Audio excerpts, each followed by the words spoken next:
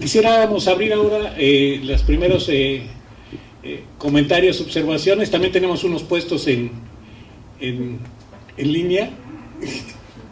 Sí, Francisco, creo que no sé si podríamos empezar con Francisco en Campeche, ya que no sé por qué tapó, no sé si iba a sonar o igual.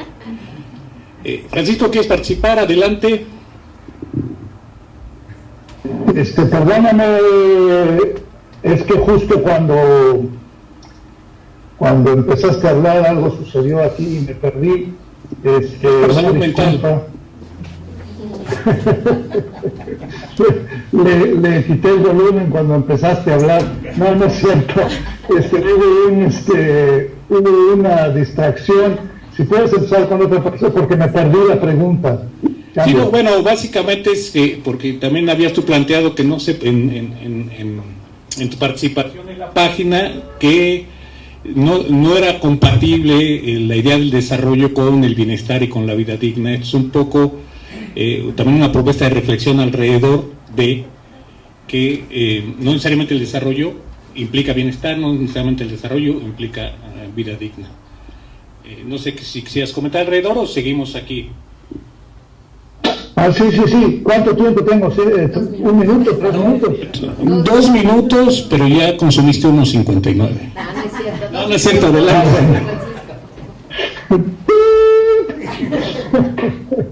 Nada, mi participación era un poco más hacia... primero que nada, el nombre de la mesa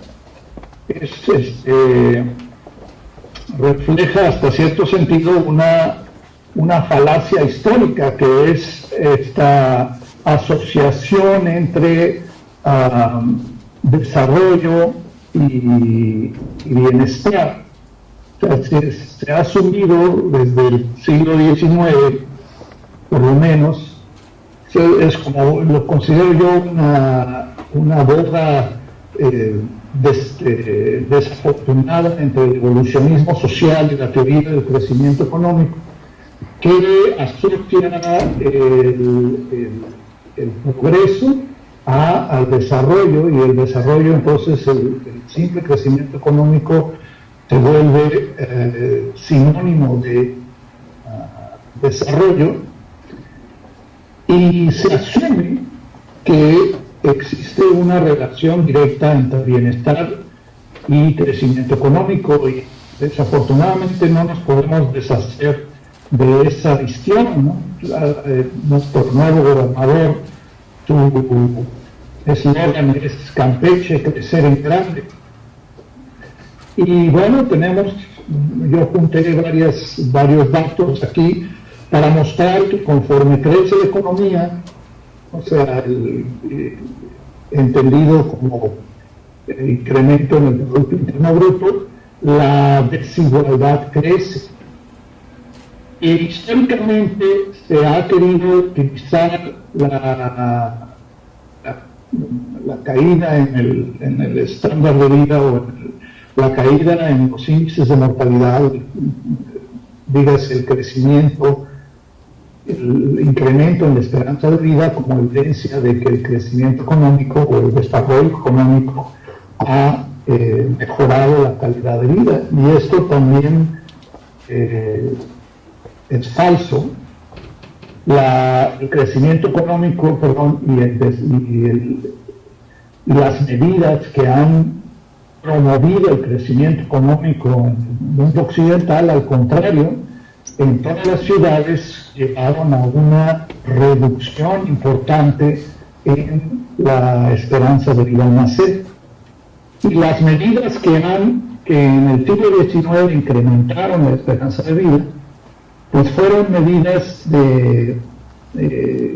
baratas: hacer drenajes, hacer áreas verdes, poner horarios de trabajo específicos, no permitir mucha gente viviendo en lugares congestionados, etcétera.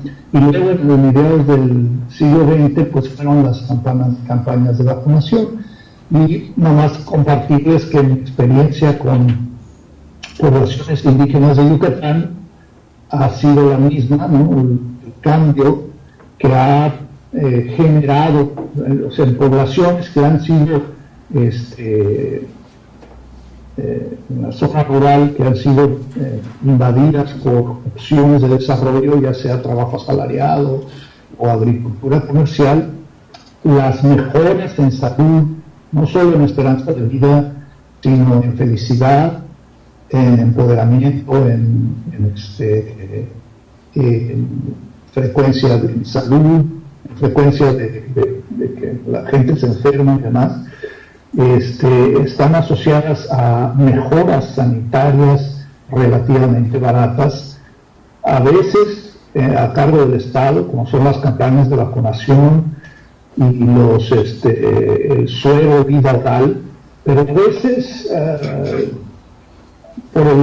por las propias personas, que es su capacidad de poner pisos de cemento, hacer modificaciones en sus unidades domésticas, y son cosas que no provienen del dinero que les llega del desarrollo o que les deja de llegar. Entonces, por lo menos en Yucatán, creo que las opciones del desarrollo no han generado mejoras ni en la calidad de vida ni en el bienestar. Y no solo esto es una cosa que suceda en Yucatán, creo que sucede en el mundo entero, o sea, está documentado en el mundo entero. Simplemente mi intervención es que no puedo presentar aquí los datos, pero que estas tres palabras no están ni bienestar ni calidad de vida, y bueno, todo esto se puede cuantificar. Lo bueno es que tanto calidad de vida como bienestar, como vida digna, se pueden cuantificar, y en todos los casos donde está cuantificado no se asocia con el desarrollo. Por eso digo, buena suerte si tratas de asociarlo, y me da gusto haber escuchado todas estas opciones que presentan de modos de vida donde los campesinos están optando por sus propias soluciones. Y bueno, por ejemplo, lo que Bruce está proponiendo. Lo que sí me queda claro es que, o creo yo, es que pensar, bueno, la pregunta, ¿pueden los campesinos, con sus modos tradicionales de subsistencia, eso es una alternativa viable? Más bien, ¿cómo modificarla? Me parece que es un poco reverso, porque ellos pues lo habían estado haciendo bien. Creo que lo peor que ha sucedido ha sido la intervención, porque el desarrollo es lo que ha generado pérdidas en los otros tres indicadores, y esto, como te digo, cuantificado, y no viceversa. Y sin embargo siempre se me hace la pregunta, bueno, ¿qué sugieres que hagan los campesinos entonces para mejorar su calidad de vida? En todos los foros.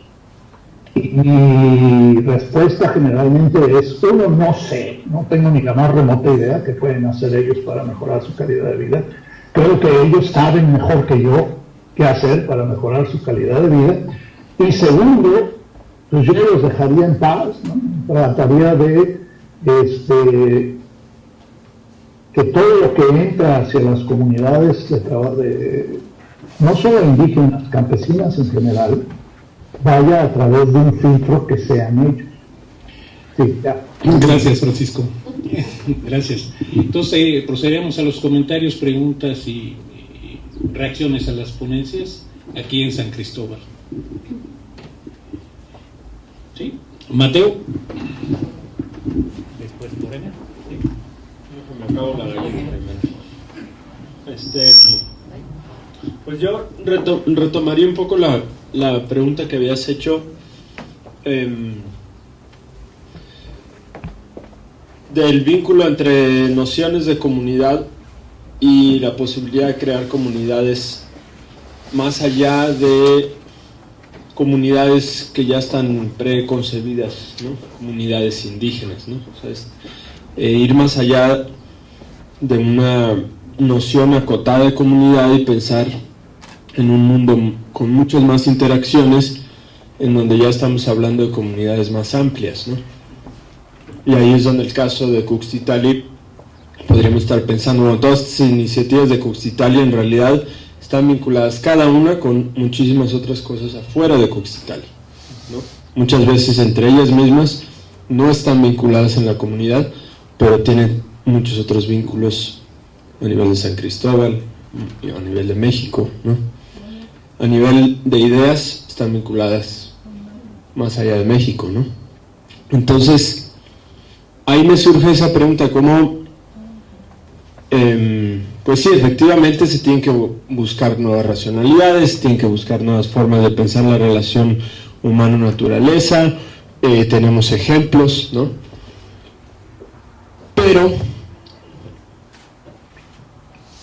tengo todavía como una pregunta de cuál es la importancia de estas estructuras como el Estado, ¿no? Que permiten justamente articular a sociedades, ¿no? que generan funcionamientos, ¿no? Que crean instituciones en donde se dan espacios de disputa, ¿no? Entonces, sí, efectivamente está bueno tener estas iniciativas, ¿no? Estamos en un contexto en donde el Estado no está respondiendo a ciertas demandas y por ende hay que crear espacios autónomos, ¿no? Pero ¿cómo son estos espacios autónomos? ¿Son espacios autónomos a un nivel de comunidad aislado? Estamos hablando de espacios autónomos en donde el Ejército Zapatista necesita crear todo un vínculo a nivel nacional o crear una red internacional para realmente existir, ¿no? Entonces, ¿cómo se está creando esta institución? ¿Qué estructuras se están creando estos grupos alternativos o estas visiones de racionalidad distintas, ¿no? Y en ese sentido, Antonio decía al principio, bueno, hay que tener cuidado con querer crear nuevas palabras y luego, bueno, pues estar patinándonos sin realmente ver lo que ya se está construyendo. Sin embargo, ahí hay una pregunta, es bueno, existen ideologías, existen formas de ver que movilizan, ¿no? El neoliberalismo no es una cosa material, es una idea, es una visión para construir, son guías de construcción de macroeconomía, de sociedad liberal, ¿no? Entonces, en ese sentido, la pregunta es, bueno, no es necesario crear, por un lado, sí, estructuras que permitan impulsar la construcción de alternativas, y por otro lado, narrativas nuevas, ¿no? Porque ahí es donde está la función de crear nuevos conceptos, identificar conceptos que ya existen, que están permitiendo construir otras realidades, ¿no? Entonces, bueno, yo ahí lo dejo.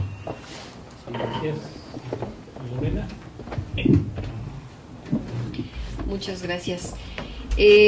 Yo quisiera pues preguntarles a todos, en algún sentido lo han manifestado de alguna u otra forma, si nosotros como seres humanos realmente preconcebimos nuestro tipo de comunidad o lo que queremos ser como comunidad, o somos solamente el resultado o actuamos en resultado de pues múltiples factores que pueden ser incluso de nosotros mismos o del exterior, ¿no? Entonces simplemente reaccionamos hacia algo que nos afecta en algún sentido, ¿no? Pienso que Manuel hacía un poco lo que Antonio señaló sobre la comprensión, o sea, hay una comprensión de una comunidad definida por X o Y cosas, pero está definida y hay una comprensión de cómo están organizados, cómo toman una decisión. Y me gustaría también que pudieran retomar la pregunta que hacía Manuel, ¿hasta dónde podemos intervenir? Vamos a intervenir una vez que definimos una comunidad, cómo funciona, intervenimos. Y en ese sentido pienso que el trabajo que están haciendo en el Laboratorio de la Vida es una forma de intervención, es una forma de querer transformar algo, ¿no? hasta dónde realmente como institución, como Ecosur, debemos o podemos hacerlo. Y bueno, también quisiera dejar nuevamente la pregunta, o más bien, ¿qué opinan sobre lo que leí que dijo Francisco y que me parecía interesante y muy claro sobre decir, ya no recuerdo bien si era lo de vida digna o bienestar, pero finalmente por ahí había algo que decía, es la oportunidad de que cada individuo decida cómo quiere vivir. Entonces, nuestro papel será dar todas estas oportunidades para que cada uno decidamos cómo vivir, que va un poco como lo que decía Antonio, ¿no? Gerardo González sí hace el planteamiento de que no es tanto la discusión sobre cómo se limita el crecimiento de la población, sino qué tanto se puede limitar el crecimiento, quizás económico, basado en una racionalidad indolente y una necropolítica, ¿no? A ver, otra vez. ¿Qué tanto? Bueno, no es pregunta, nada más que dice, con una reflexión es cómo, si los límites son los límites al crecimiento, quizás pensado como desarrollo, y más bien, más que límites a la población, límites al crecimiento económico, y también la crítica hacia la tecnociencia en su falta de ética. Miguel Ángel Vázquez en la página nos puso que la transformación de la naturaleza es parte de la vida de la humanidad, del proceso civilizatorio, del cambio y de la transformación para poder crear las bases de su sustento, pero al mismo tiempo la domesticación de los recursos, el uso de la naturaleza llamado como un recurso silvestre, los semidomesticados, son formas también de conservación. Entonces había que pensarlos, proponer en un patrimonio biocultural que implica la conservación intencionada de natura y cultura de forma simultánea. Tú dices al segundo que es casi como un camino que se hace al andar, que es un poco lo que lo que está diciendo Antonio con las prácticas de esos pequeños espacios de esperanza. Esos pequeños espacios de esperanza que surgen a partir de otro tipo de socialidades, a partir de otro tipo de experiencias vivas, que van encontrando el camino, que no tienen nada preconcebido, pero que están construyendo en el andar, en el aquí y en el ahora, nuevas formas de habitabilidad y nuevas formas de comprendernos unos a los otros a partir de otros principios diferentes de esta razón indolente. Que tienen contradicciones, claro, que tienen marcas del poder del desarrollo hegemónico, por supuesto, no debemos idealizarlos, no hay que romantizar, pero estamos desde esas experiencias tratando de pensar, porque lo que se está cambiando no es un modelo de desarrollo por otro, sino lo que se está pensando acá es de hacer una transición civilizatoria. Y cuando se trata de hacer una transición civilizatoria, entonces hay que volver a reconstruir todos los conceptos porque ya no nos sirven los que tenían, y entonces es una forma de reaccionar un poco ante estos problemas que estamos teniendo, sin nociones preconcebidas, ni la idea de pensar que hay una verdad que antecede, que es más verdad que las otras. Y entonces aquí voy un poco al comentario, solamente para terminar este comentario, sobre esta idea de la institucionalización de los lenguajes, del saber poder. Desde esta perspectiva, la realidad también se construye en el lenguaje. O sea, no solamente enunciamos una realidad tal cual como es, sino que a través de nuestras formas de expresión de la realidad, nosotros también construimos, creamos formas de verdad, discursos de verdad, formas de relacionarnos. Y entonces ahí es aquí cuando yo hablaba, bueno, esta forma de relacionarnos con esas expresiones también construyen realidad, porque objetivan la naturaleza, la cosifican, la vuelven una mercancía. Entonces hablaba de recursos naturales, hablaba de servicios ecosistémicos. Todos estos lenguajes son profundamente reproductores de nuestra relación de separación, de ver la naturaleza como algo que está por fuera, con la misma idea de naturaleza, como si existiera algo que no lo fuera, ¿sí? Como si estuviera algo que es cultural y algo que es natural, algo que construimos los seres humanos que no es naturaleza, que es artificial, y todo lo demás es naturaleza, ¿no? Como cuando la gente dice, me gusta que mis niños tengan contacto con la naturaleza.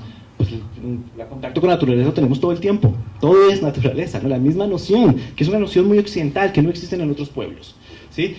Refleja nuestra forma de esta relación, una relación de divorcio, que no es no quiero poner como algo bueno o algo malo, sino es una relación de nuestro ser, algunos lo llamamos ontológico, que es nuestra forma de comprendernos en este mundo, y entonces la implicación de esto es volver a entendernos como interseres. El maestro budista Thich Nhat Hanh lo llama interser, no somos sino intersomos con el agua que bebemos, con el aire que respiramos, con la tierra que pisamos. Las cosas no son, sino que interson. Cuando nosotros nos entendamos como interseres, entonces en esa forma podremos hacer cambios políticos, cambios técnicos, cambios económicos, pero la otra cuestión es que tampoco tenemos que anticiparnos a esos cambios profundos, espirituales, ontológicos, sino que se van construyendo por el camino a través de formas diferentes de relaciones. El capitalismo solo se subvierte cambiando las relaciones sociales, y eso implica cambiar la relación en el tú a tú, en el cara a cara inmediato con mi vecino, en ese tipo de relaciones. No esperar que una gran estructura y que por fin va a llegar el político, ahora sí el bueno, que nos va a solucionar los asuntos, sino que lo construimos todos en el día a día, subvirtiendo las relaciones sociales. Y bueno, para responder a eso, bueno, por los tiempos no hablé mucho de la condición, de las cosas que hemos aprendido como el grupo de trabajo sobre la educación en Chiapas, pero muy brevemente, para resumirlo, Helder y yo, que somos personas muy creyentes en la educación, hemos llegado a comunidades donde decimos, no, si aquí vivíamos, nuestro hijo no estudiaba, porque está a tal nivel la situación de la educación, tan desvinculado de la comunidad, profesores que en su mayoría no cumplen, esta cuestión de la comida chatarra que pues afecta a los cuerpos, al estado de salud de los peques, posiblemente de por vida porque están formando hábitos. Y una educación que, pues cuando sí llegan los profesores, cuando los niños entienden, porque normalmente hablan otro idioma, les desvincula de su familia, de su territorio, ¿no? Entonces hay situaciones muy graves, y yo diría que no hay mayor intervención política de intervención que la educación pública. En ese sentido, pues sí, nuestro planteamiento es un poco contradictorio. Yo hablaba de la arqueología como una idea antisistémico cuando lo vemos de manera holística, y aquí estamos nosotros trabajando con este modelo intervencionista. En nuestra defensa, yo diría que lo que estamos tratando de hacer es subvertir este modelo, y yo creo que también están tratando de hacerlo la CENTE. Están buscando nuevos modelos educativos, también lo están haciendo en las escuelas autónomas, también lo están haciendo desde las milpas educativas que promueven en CIESAS. Todos estos movimientos están buscando alternativas educativas, reconocen la importancia de que estén estas estructuras de educación, y están buscando educación más arraigada en el territorio y en las culturas. Entonces, nosotros lo que pretendemos, pues pensamos que, pues pregunta Francisco, si estarían mejores los campesinos si no les molestamos. El problema es que les vamos a seguir molestando, ¿no? Así están las estructuras, ¿no? En ese sentido, creo que la gente, tanto urbana como rural, requiere de mecanismos de crítica y de resiliencia, individual, cultural, comunitario, y eso es un poco lo que tratamos de promover desde Laboratorios para la Vida, que hay procesos educativos que fomentan el pensamiento crítico y nuevas formas de relacionarnos. Ok, Toño, por favor. Sí, bueno, yo también me parece que tratando de sintetizar las diferentes intervenciones sobre la importancia del Estado y, por ejemplo, cómo la idea de estas emergencias sociales están haciéndole el favor al Estado en términos de más bien contribuir a una idea de derecha, de autonomía y de emprendurismo, ¿no? Que se puede interpretar en ese sentido.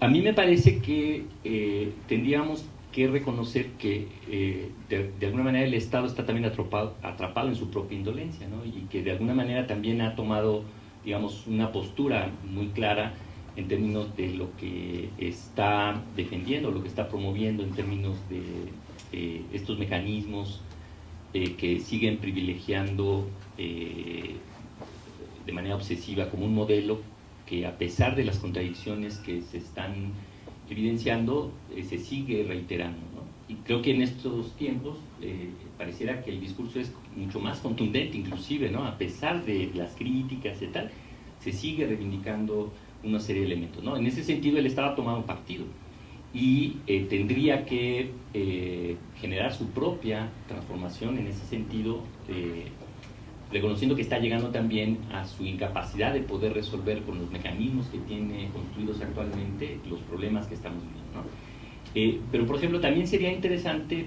cuando pensamos como el Estado también como algo que está afuera, ¿no? Porque también nosotros somos el Estado, ¿no? Entonces, por ejemplo, nosotros tendríamos que pensar como Ecosur, digamos, cuál sería nuestra propia indolencia, ¿no? Porque si no, pareciera que todo lo que nosotros estamos haciendo, pues de alguna manera realmente está contribuyendo, ¿no? Al desarrollo sustentable, o no sé, ¿a qué? Me parece que el cambio paradigmático implica un esfuerzo de revisión como más interna, como más crítica del papel que estamos jugando, en el sentido de qué tanto, o sea, al final, qué tanto estamos contribuyendo a aquello que estamos criticando, ¿no? Por ejemplo, ¿no? O sea, qué tanto, de alguna manera, ni siquiera nos hemos podido dar cuenta que participamos de generar formas que están ratificando esta indolencia, ¿no? Estudiemos a los pobres, estudiemos a los indígenas, ayudemos a los pobrecitos, no sé, ¿no? De alguna manera estamos también siendo parte de este modelo que nos coloca en una postura en la que creemos que estamos ayudando, aunque no tenemos la capacidad de ver nuestras propias contracciones, ¿no? O sea, qué tanto respondemos en términos de, ¿no? De las corcholatitas, o sea, cómo hemos pervertido la posibilidad de una acción como un centro en que finalmente queda acotado, ¿no? Ahora, el hecho de la crítica de la racionalidad indolente es lo que nos da la posibilidad entonces de pensar que puedo funcionar de otra manera, porque el asunto es que cuando naturalizo que esa es la manera en cómo debo de funcionar como docente o como investigador o como actor en una institución o en un contexto específico, pues de alguna manera ni siquiera me lo puedo imaginar, ¿no? A mí me parece que el cambio más radical es tener la capacidad de poder ver esa propia indolencia en los espacios en los que estamos participando y por lo menos sorprenderme, o por lo menos pensar que de alguna manera yo también estoy siendo parte de ese proceso, ¿no? Entonces implica nuevas maneras de cómo nos estamos colocando, ¿no? En ese sentido, para mí, la pregunta que me parece fundamental es cómo contribuimos a hacer esta transición, esta posibilidad de colocarnos como personas, como organizaciones, como instituciones, en un lugar distinto que permita ver esas contradicciones y empiece a construir formas, digamos, más coherentes de aquello que predicamos o de aquello que estamos postulando como elementos que son importantes. En ese sentido, cuestiona el asunto de la intervención. O sea, ¿por qué tengo que intervenir en el otro si ni siquiera tengo la capacidad de intervenir en mí mismo para colocarme en una posición distinta de relación con el otro, ¿no? Entonces, yo le exijo al otro que sea sustentable, que se organice, que tenga perspectiva de género, que sea intercultural, etcétera, pero ni siquiera tengo la capacidad de mirarme en las formas en cómo yo estoy interactuando. En ese sentido, a mí me parece, bueno, que implica también cambiar la lógica de la idea de la carencia. Entonces veo al otro como el necesitado, como el que no hay que ayudarle, etcétera, y no tengo sobre esa base se construyen las formas de interacción con el otro, ¿no? El otro es otra vez al que hay que ayudar y no me miro yo como que a lo mejor el que puede aprender más soy yo y no el otro, y que el que tendría que modificar las prácticas y las maneras concretas en cómo estoy habitando el mundo, pues sería yo. en este tema. Evidentemente, la indolencia pues marca esta lógica de relaciones históricas desiguales en donde el que tiene que cambiar es el otro, o sea, no se cuestiona, ¿no? Entonces ahí me parece que es la oportunidad que tenemos de primero liberarnos de estas formas discursivas en las que estamos atrapados, como tan siquiera posibilidad de pensar que puede haber una otra manera de estar, ¿no? Bueno, quiero empezar señalando que coincido totalmente con Francisco, ¿verdad? Todo el sur-sureste está sufriendo un proceso de deterioro, de ampliación y profundización de la pobreza, de la marginación, y pues eso nos hace pensar, porque como centro de CONACYT en esta zona, nuestra principal tarea es apoyar un proceso de cambio, ¿sí? Entonces, bueno, coincido con Francisco que la tendencia es en contra del bienestar de la gente.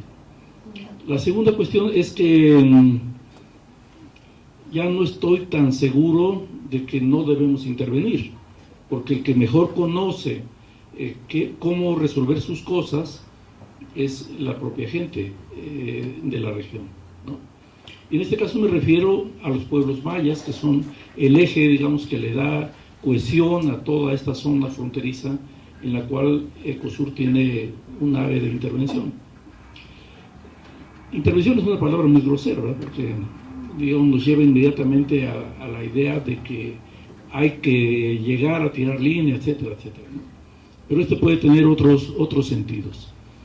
¿Cuál sería una de las cuestiones que deberíamos tener cuidado sobre este punto? Bueno, ya desde que el maestro Efraín Nancio Locotzin era consejero de aquí de Ecosur, él decía que una de las primeras cosas que tendríamos que hacer es conocer antes de querer transformar, ¿verdad? Necesitamos conocer y conocer la forma en que la gente hace y practica su propia cultura.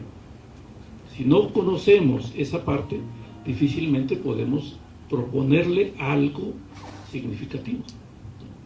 Entonces, una primera cuestión es no despegarnos hacia discursos globales, ¿no? Regresando, digamos, a las grandes teorías, se decía, ¿no? Como el marxismo, sino aterrizar, ir a lo que el maestro Hernández llamó la ciencia de Huarache, ¿no? Ir a aprender con la gente y desde ahí construir alternativas. Ahora, esta posibilidad de transformación creo que debemos verla también en un contexto social concreto, social e histórico concreto. Y para poder pensar en posibles soluciones tenemos que romper el individualismo. Y algunas de las propuestas con las que se está trabajando sí marcan una tendencia hacia el individualismo, ¿no? Pero los individuos no van a transformar el Estado. Nuestra transformación como individuos no va a cambiar las cosas. Tenemos que organizarnos como sociedad, ¿no? Y como una sociedad que tiene que ser contestataria. Entonces, en ese sentido, estamos pensando en los movimientos sociales. Una posibilidad, digamos, de análisis nos la da la teoría de la movilización de recursos. ¿Qué nos dice esa posible movilización de recursos? Sí, necesitamos discursos, pero no podemos quedarnos en el discurso. Necesitamos hacer transformaciones reales, ¿no? Si estamos ante un pueblo que ha sido saqueado y desposeído por siglos, la principal limitante ahora para su posible cambio es que no cuenta con recursos para hacer las transformaciones más pequeñas adentro de su casa, ¿no? Entonces, una primera cuestión es retomar esos recursos del Estado y ponerlos en manos locales, alguien lo dijo, para que la gente haga lo que quiera hacer, ¿no? No lo que nosotros queramos, sino lo que la gente quiera hacer. Además de eso, digamos, tiene que mejorar sus capacidades. Debemos reconocer que a nivel de las comunidades, indígenas y no indígenas, hay muchas limitaciones de capacidad. y la gente lo reconoce. Cuando uno comienza a hablar con ellos, una de las primeras cosas que surge es: necesitamos asesoría, necesitamos conocer. Y una de las mejores maneras que hemos encontrado para acercar conocimiento es conocer otras experiencias con problemas similares que han llegado a resolver problemas y que realmente les importa a la gente. Cuando ellos reconocen que hay una alternativa que les sirve, la toman y la prueban, ¿sí? La prueban antes de ponerla en práctica. Ya cuando alguien la probó y vio que funciona, entonces ese conocimiento se comienza a extender. Esos son de los, digamos, de los principios centrales en el caso de la educación, ¿no? Luego tenemos también la cuestión de la oportunidad política, hablando de la movilización de recursos. Este otro pilar pues se está cerrando. Cada vez hay menores oportunidades políticas para poder empujar movimientos sociales, ¿no? O sea, a cualquier movimiento que va surgiendo, inmediatamente le ponen un tapón. Podemos ver, digamos, las movilizaciones de ayer en Tuxtla o en Tepalcatepec, ¿no? Donde la gente está decidida a enfrentarse con las armas al ejército, ¿no? Eso nos debe poner a pensar, ¿no? O sea, no querer cambiar las cosas significa asumir un compromiso en las movilizaciones políticas. Y abrir esas opciones, esas oportunidades, ¿no? ¿Cómo se crean esas opciones si ya no se piensa que la vía armada es la posible? Bueno, pues ahí está Marichuy, ¿verdad? Con una propuesta de hacer pensar al país en alternativas al gobierno que tenemos hasta ahora, con una alternativa para romper con esa indolencia. Pero entonces necesitamos reflexiones colectivas de gran alcance, movilizaciones nacionales, involucrarnos en esos procesos. Y bueno, la otra parte creo yo que sería importante considerar es ¿cuál es? Se me olvida. Los recursos, repertorio de acción colectiva, el marco discursivo y la oportunidad política. Ya están, ¿verdad? Ya están. Bueno, entonces podemos ver esas movilizaciones políticas y decir, bueno, un pueblo campesino, y sobre todo si es indígena, pues está lejos de esa lógica. Pero no, lo que estamos viendo es que la gente lo está aplicando, lo está ejerciendo de manera empírica, ¿sí? Entonces, yo creo que no debemos decir, pobrecitos, vamos a ir a ayudarnos, ¿no? Sino, ¿qué podemos ir, qué podemos aprender, ¿no? Y tener la seguridad de que también podemos aportar, que es nuestro papel, ¿no? Y la misma gente nos va a decir qué quieren, qué esperan de nosotros, ¿no? Pero sigamos en un plano de respeto, de igualdad, de colaboración, de corresponsabilidad.